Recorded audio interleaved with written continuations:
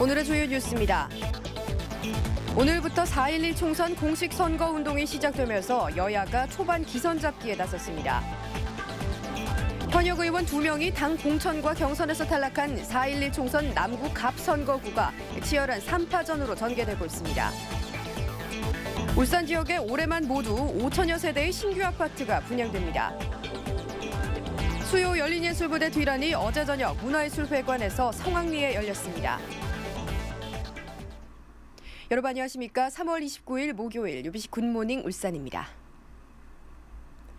울산지방은 오늘 오전에 맑다가 오후부터는 구름 많겠습니다. 아침 최저 기온은 3도를 밑돌았지만 낮 최고 기온은 19도까지 올라서 심한 일교차를 보이겠습니다. 내일은 아침 최저 12도, 낮 최고 16도의 기온 분포를 보이겠고 아침부터 20에서 60mm가량의 다소 많은 비가 예상됩니다. 울산기상대는 건조주의보가 발효됐고 바람까지 강하게 분다며 화재 예방에 각별한 주의를 당부했습니다.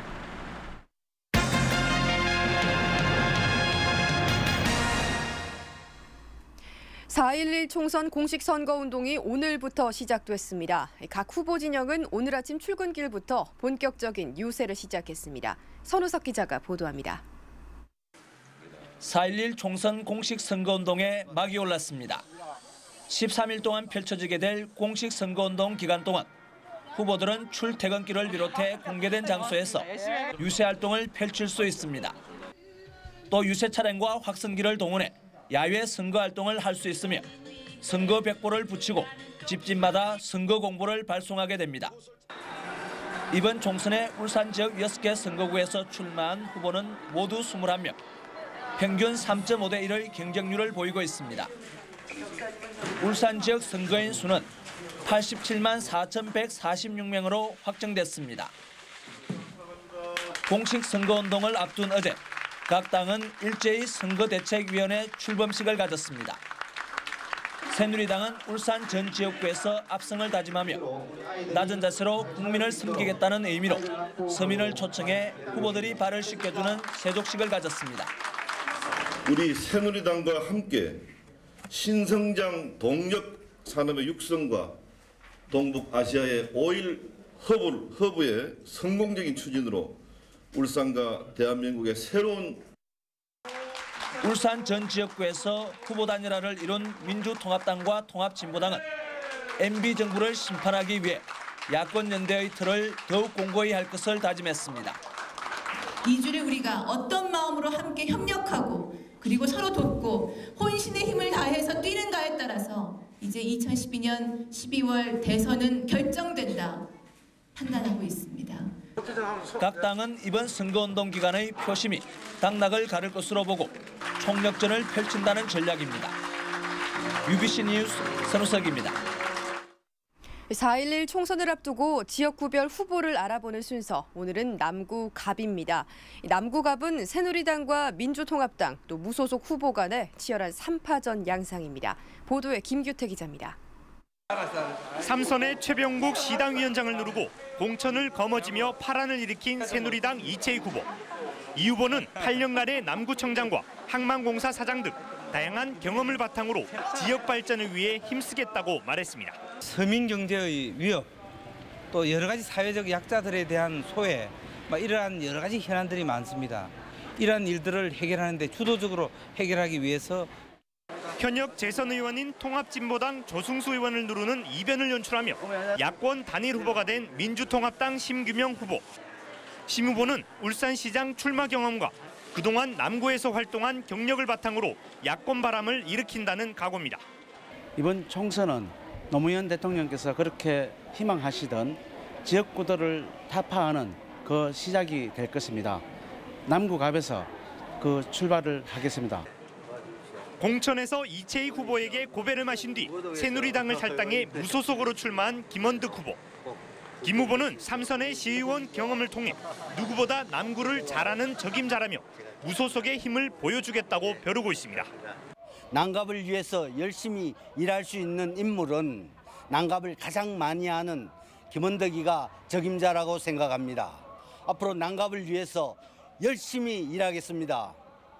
이채희 후보는 최병국 전 위원장의 지지층을 얼마나 흡수할 수 있을 것인지, 심규명 후보는 보수표를 어느 정도 잠식할 것인지, 그리고 김원덕 후보는 무소속 핸디캡을 어떻게 극복할 건지가 관건이 될 전망입니다.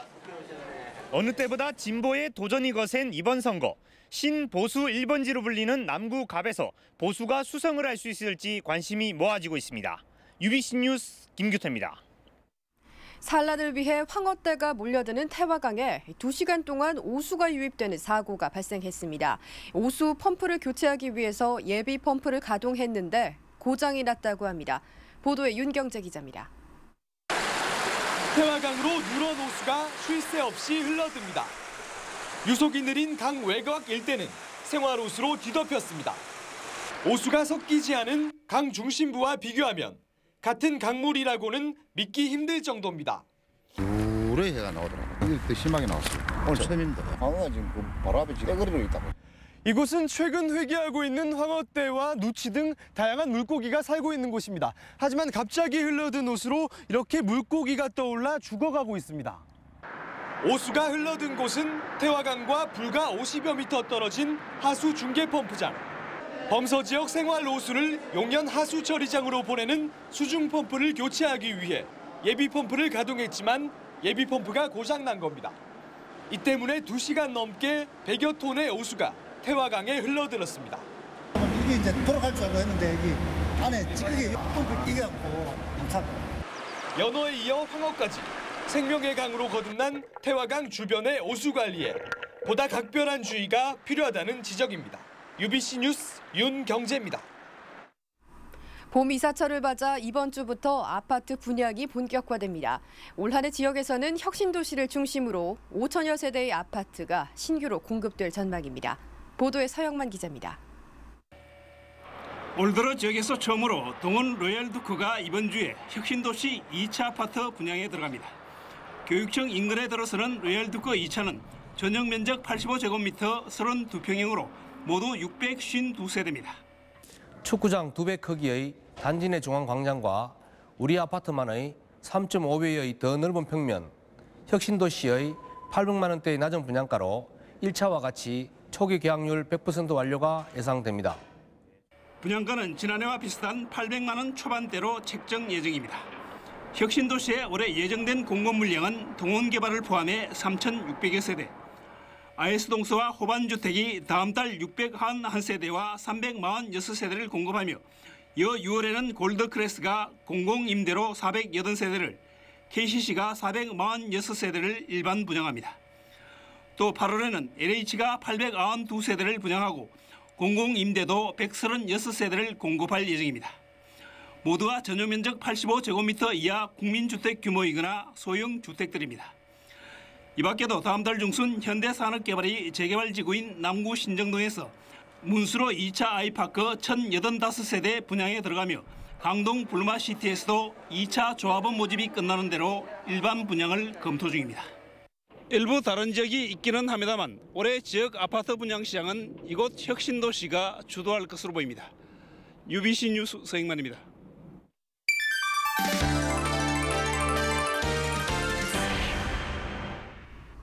도로 확장 공사로 중앙분리대가 설치되자 주민들이 횡단보도 설치를 요구하고 나섰습니다.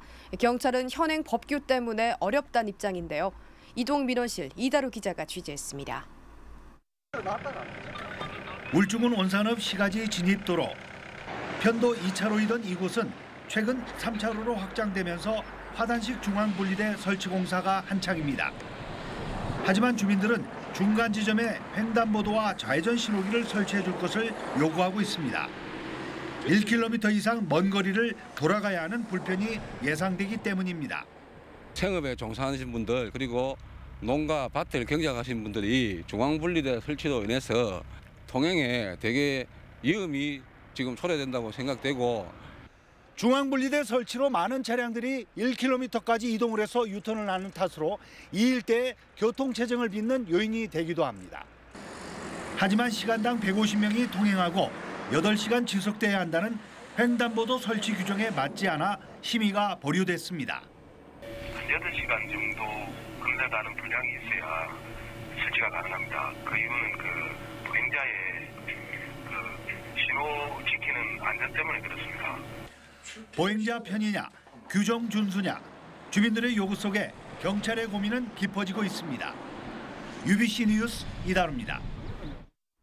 올해 사상 최대의 국가 예산을 확보한 울산시가 내년에는 더 많은 예산을 확보하기 위해서 총력전을 펼치고 있습니다. 김익현 기자가 보도합니다.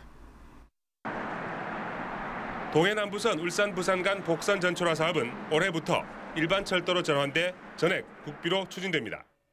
이 덕분에 사업비 10%를 부담해야 했던 울산시는 이미 낸 291억 원을 제외한 1,744억 원을 절감하게 됐습니다.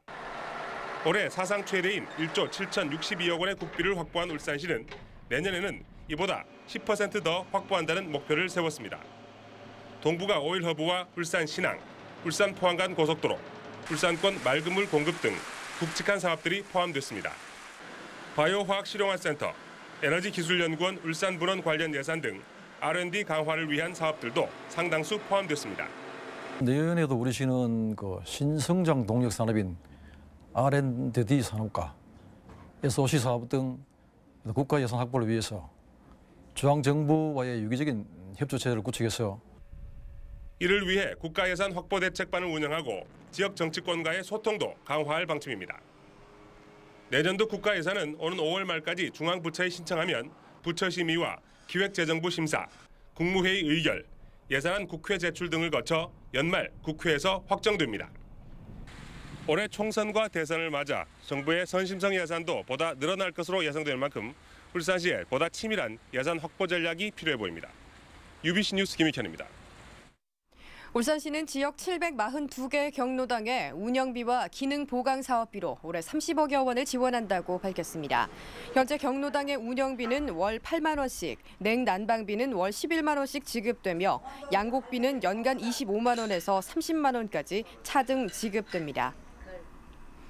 다음 달부터 기초노령연금 급여액이 3.7% 인상됨에 따라 65세 이상 홀로 사는 노인 단독 가구는 월 9만 1,200원에서 3,400원씩, 노인 부부 가구는 월 14만 5,900원에서 5,500원씩 인상됩니다.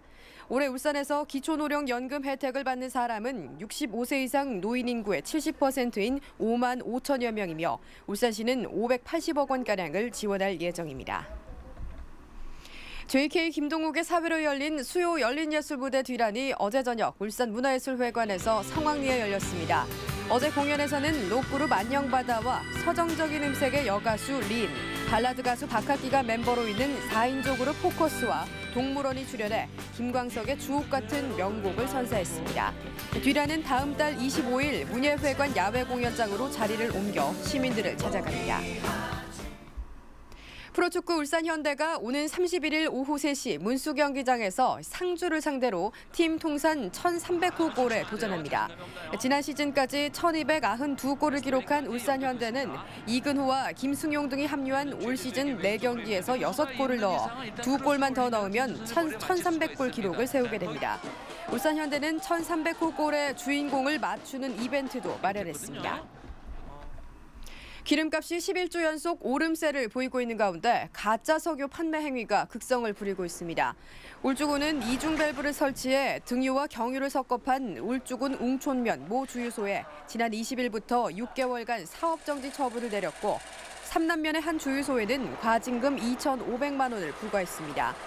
울주군에서 가짜 석유를 팔다 적발된 사례는 올 들어 벌써 4건으로 지난해 전체 6건에 육박하고 있습니다. 네, 이상으로 UBC 굿모닝 울산 마칩니다. 고맙습니다.